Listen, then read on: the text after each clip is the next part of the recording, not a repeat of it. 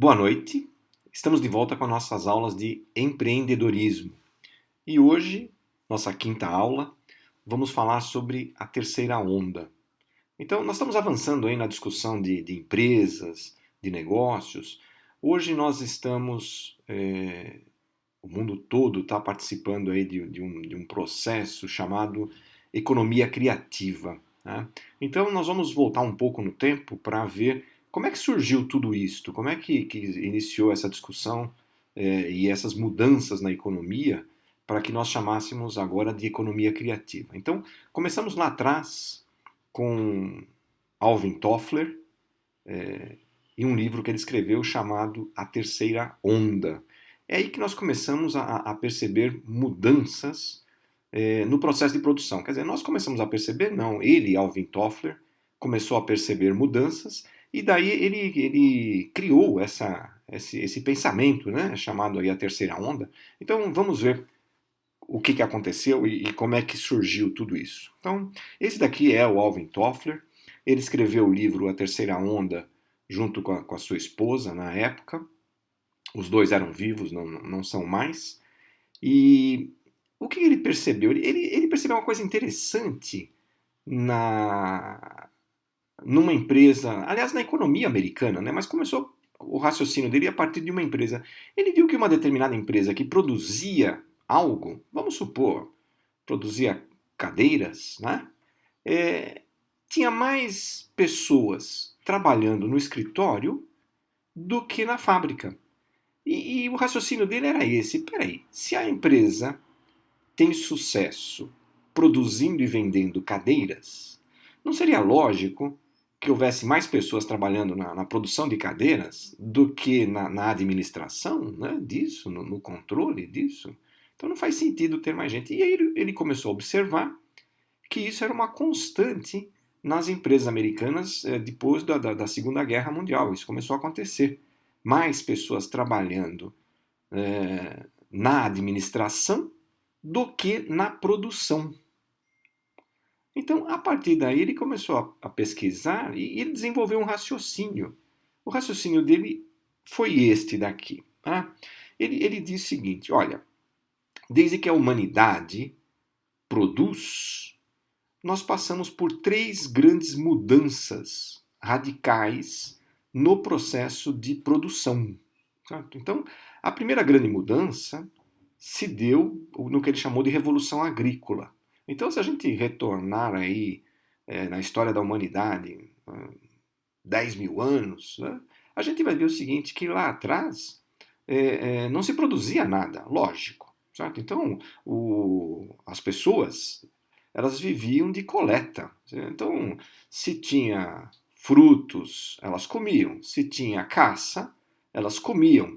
Se tinha rio com água, fonte, alguma coisa, elas bebiam. Senão, elas tinham que sair dali e ir para outro lugar. Não havia essa consciência, né, de produção. Quando alguém percebeu que poderia produzir a partir da terra, poderia produzir alimentos, então aí nós tivemos uma grande mudança. Então eu não preciso fugir de onde eu estou se não tem comida. Eu posso plantar e ter comida. Tá? Então a partir daí se originou toda a nossa civilização, a partir dessa chamada Revolução Agrícola. O homem aprendeu a controlar, né, a produção de alimentos. E vejam que a partir daí surgem os povoados, as vilas, as cidades e o próprio conceito de país, né, em torno dessa produção de alimentos. Tá bom? Ok. E a segunda onda? Bom, então isso persistiu até século XIX e aí nós tivemos a Revolução Industrial. Então, o que aconteceu na Revolução Industrial? Bom, antes da Revolução Industrial, o que nós tínhamos eram artesãos. Nós não tínhamos empresas produzindo. Nós tínhamos os artesãos. Se você quisesse uma cadeira, ou você mesmo fabricava, produzia, ou você procurava um carpinteiro e pedia, contratava ele para fazer a cadeira e ele fazia e você pagava pela compra e pronto. Então essa era a produção de bens, né, antes da Revolução Industrial. O que aconteceu com a Revolução Industrial? Nós aprendemos a produzir em escala. Aliás, produzir antes do cliente pedir. É aí que surge já o conceito que foi desenvolvido depois, no futuro, de marketing, né? Então eu tenho que escoar a produção daquilo que eu fiz antes mesmo do mercado pedir. Porque veja, o artesão ele produz na medida em que ele vê o que as pessoas precisam ou alguém contrata ele para produzir. No caso de uma empresa produzir em escala, ela nem sabe se o mercado vai querer ou não, se aquele produto está adequado ou não, ela tem que pressupor, ela tem que, né, se planejar para isso. Então, voltando, na Revolução Agrícola, nós aprendemos a produzir alimentos em escala. Na Revolução Industrial, nós aprendemos a produzir bens em escala. Bom, e aí o que aconteceu? Ele chama de terceira onda essa mudança que ele percebeu, onde a economia passou a se basear no que nós vamos chamar de poder intelectual das pessoas. Nós passamos a criar, né, em alguns casos, serviços, mas a criar alguma coisa para vender. Não necessariamente produzir alimento e não necessariamente produzir bens.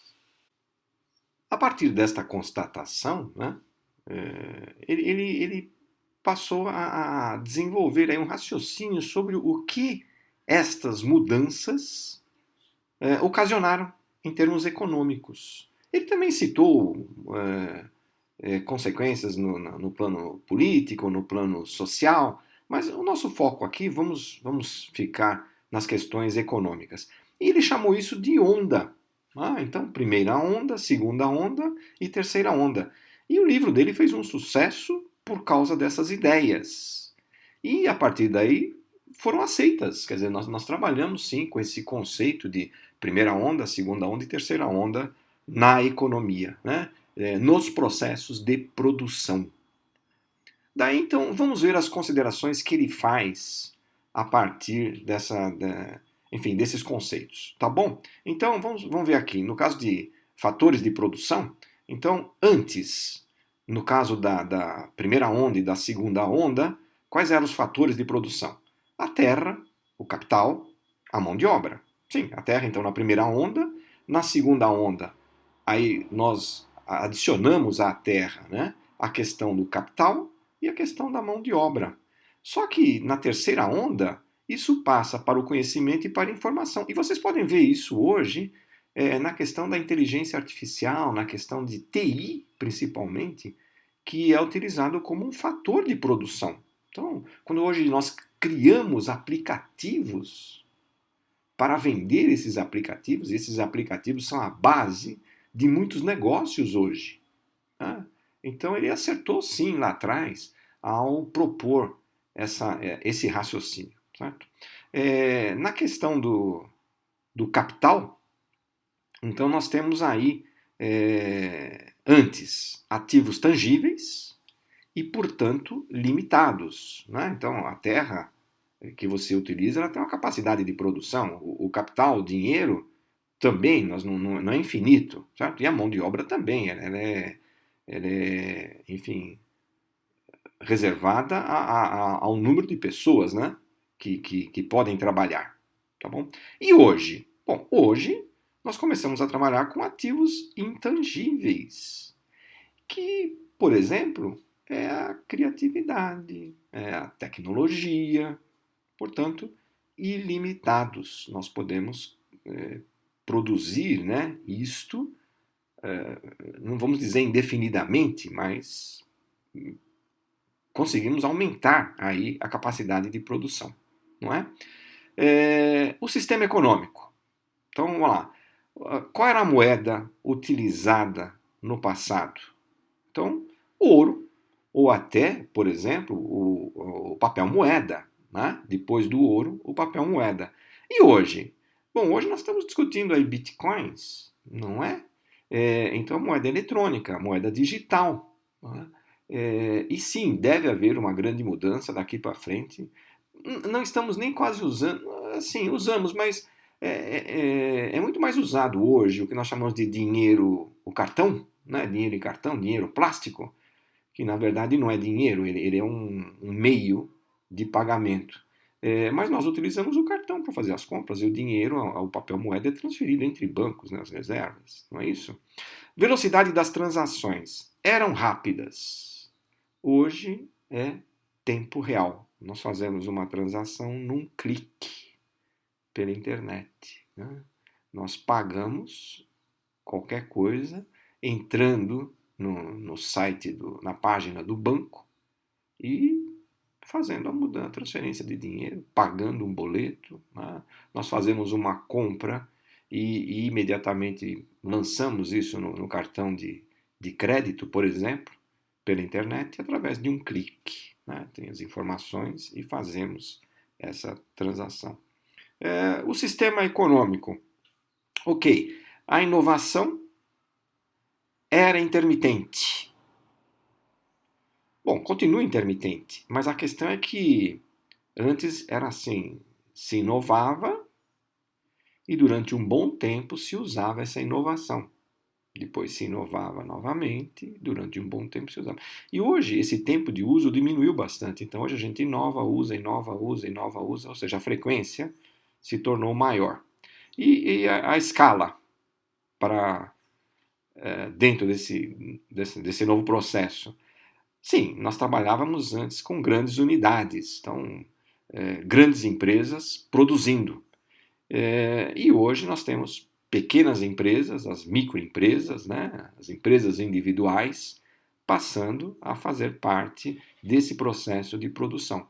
Logicamente, em conjunto com as grandes unidades. Né, mas a gente observou um fenômeno aí interessante, que é assim, nós temos no mundo globalizado uma tendência muito grande a ter duas ou grandes empresas produzindo tudo. Mas para a distribuição e para a entrega, né, nós precisaríamos de muitas pequenas empresas, pequenas unidades, para fazer esse processo de distribuição. Organização de vertical, burocrática, rígida, que é o que nós aprendemos na faculdade, né? Ainda hoje, nós estamos passando para uma organização virtual, antiburocrática e flexível. Dá para ver isto hoje com essa crise, as pessoas trabalhando em casa, o tal do home office. Né? Sim, tá aí. Então, né?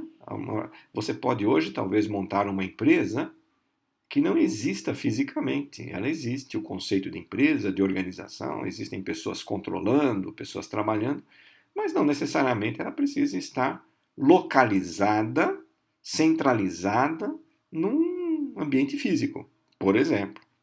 Tá? E infraestrutura. O grande nó era na questão de transportes, não é? Então o grande problema era entregar. Hoje o grande problema é comunicação, é avisar que tem, avisar que não tem, fazer as transações. Né? Então a empresa hoje precisa estar conectada ao resto do mundo. Isso chama-se comunicação. Trabalho. Bom, nem preciso discutir isso, mas vamos lá. No passado, mão de obra física, ainda é hoje, lógico, né? Em muitas empresas. Rotineiro, processamento em lotes, então a gente produz lotes, horas fixas de trabalho e a separação de fábrica e escritório. Tá bom. E hoje? Hoje o trabalho se prende ao conhecimento, né? À criatividade. É um fluxo contínuo. Hoje a gente pode até sair da empresa no horário de saída, mas a gente continua trabalhando fora da empresa. Por quê? Porque é a nossa mente que está produzindo. Nós continuamos a tomar decisões, a criar fora do ambiente de trabalho. Então, trabalhamos em qualquer lugar e o processo é 24 horas por dia. E vejam hoje essas aulas que nós estamos tendo. Sabe? Essa aula aqui está sendo produzida não no horário em que ela vai ser consumida, em qualquer outro horário. Então está fácil de entender hoje mais isto. Na próxima aula, nós vamos falar de John Hawkins, que é quem primeiro falou sobre o conceito de economia criativa. Então, hoje nós vimos aqui Alvin Toffler e vimos como é que surgiu essa ideia da terceira onda. Então, na próxima, se preparem para a gente falar sobre economia criativa. Para depois falarmos sobre cidades criativas e depois falarmos sobre classes criativas, não é? E para entender esse processo de evolução, de mudança no conceito empresarial. Até lá!